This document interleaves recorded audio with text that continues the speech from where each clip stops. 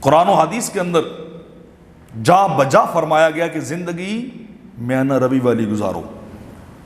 انسان حد سے کہاں بڑھتا ہے؟ جب انسان کے پاس مال آ جاتا ہے بہت زیادہ، انسان مال کو دھڑا دھڑ خرچ کرتا ہے.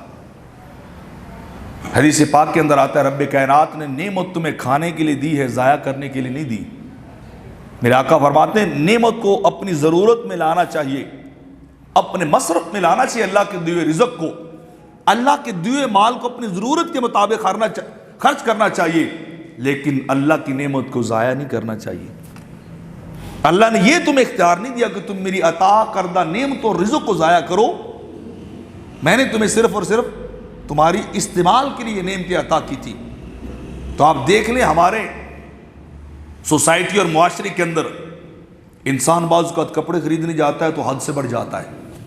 اسے پتہ ہی نہیں ہوتا کہ میرے سوٹ کتنے، سوٹوں کی باری نہیں آتی، ہر بار نیا سوٹ لے کے آ جاتا ہے. معیار کپڑے کا وہ ہوتا ہے جو اپنی اوقات اور اپنی انکم اور اپنی حیثیت سے بڑھ کے ہوتا ہے. انسان پھر پریشان ہو جاتا ہے. میرے آقا علیہ الصلوۃ والسلام نے 3 سوٹ رکھے تھے. 3 سوٹوں میں آقا علیہ الصلوۃ والسلام نے گزارا کیا اور پیوند بھی لگائے سوٹوں کو. اپنے کپڑوں کو پیوند لگا کے بتایا کہ یوں بھی کپڑا پہنا جا سکتا ہے، یہ کپڑا بھی انسان پہن سکتا ہے، اس کو جو ٹانگ کے لگے ہوں، جہاں سٹیچنگ ہوئی ہو، جہاں اس کو سیا گیا ہو دوبارہ، وہ کپڑا بھی انسان پہن سکتا ہے، انسان کے کام آ سکتا ہے. تو ہمارے ہاں اتنے سارے رسوم بھی ہم مالی طور پہ اپنے کھڑے کر چکے ہیں. ہمارا شادی اور بیاہ کے فنکشن ہوتے ہیں، آپ خود اندازہ لگائیں کتنے اللے تللے ہم نے بنا لیے، کتنے ہم نے فنکشن اور رسوم بنا لی کہ باپ کی اور میاں کی تو کمر دوری ہو جاتی کما کما کے. اس خوشی کے وقت میں وہ ایک بندہ پریشان ہوتا ہے جس نے کمانا ہوتا ہے، اس کو فکر لگی ہوتی کہ میں اس فنکشن کو پورا کیسے کروں. اسے ہمہ وقت ٹینشن ہوتی کہ مجھے قرض لینا پڑے گا، سود پہ پیسے لینے پڑیں گے، کسی کے سامنے جا کے ہاتھ پھیلانا پڑے گا. کس لیے؟ کہ میرا فنکشن اچھا ہو جائے، میرے بیٹے کی ہماری شادی اچھی ہو جائے.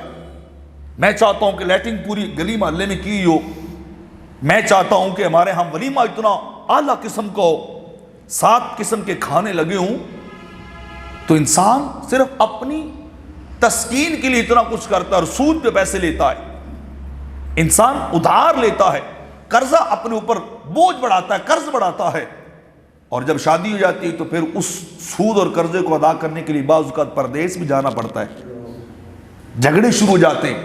آپ خود اندازہ لگائیے، ذرا سوچئے، ایک بندے نے انتہائی اعلیٰ طریقے سے شادی یا کوئی بھی فنکشن کیا ہو، کبھی کسی نے آ کے اسے شاباش دی ہے کہ تو جناب پورے محلے میں، پورے گاؤں میں، پورے شہر میں تو نے سب سے اعلیٰ شادی یا سب سے اعلیٰ فنکشن کیا ہے؟ کبھی کسی نے کہا ہے کہ آپ نے بڑی محنت کی یا آپ نے جناب بڑا پیسہ لگایا تو میں آپ کا دوست ہوں، آپ کا بھائی ہوں، یہ نہیں میں آپ کے ساتھ تعاون کرتا ہوں، آپ مجھ سے پیسے لے لیں؟ کبھی ہوا ہے؟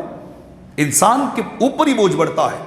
اور اگر آپ سادگی سے اپنی زندگی کو گزاریں، اپنے معاملات کو سادگی کے ساتھ انجام دیں، تو کبھی کسی نے آ کے یہ بھی نہیں کہا کہ تم نے کیا کر دیا، تم نے بیٹے کی شادی یا اپنی شادی یا اپنا فنکشن کتنا سادہ سے انداز سے کیا ہے. کبھی کسی نے کہا ہے؟ یہ سوچئے، یہ صرف آپ کی اور میری سوچ ہے کہ محلے داروں کو پتہ لگے جناب فلاں کی شادی ہوئی ہے، فلاں کے ہاں فنکشن ہوا ہے، فلاں کے ہاں چراغاں ہونا چاہیے، فلاں کے ہاں برقی کمکمے لگنے چاہیے، لائٹیں لگنی چاہیے کہ پورے محلے کو پتہ چلے. تو بھائی محلے داروں نے آپ کو کچھ نہیں دینا لینا، ذمہ دار آپ ہوتے جائیں گے، بوجھ آپ پہ بڑھتا جائے گا. تو مال کو خرچ کر کر کے ہم انتہا اپنے اوپر بوجھ لاد رہے ہیں، اور پھر ساری عمر انہی ٹینشنوں میں گزر جاتی. وہ پہلے جو فنکشن کر رکھے تھے ان کا قرضہ ہی ادا نہیں ہوتا، ان کا بوجھ انسان سے ختم نہیں ہوتا. تو فرمایا ان المبذرین کانوا اخوان الشیاطین، فضول خرچ شیطانی لوگ ہیں، اللہ انہیں پسند نہیں کرتا.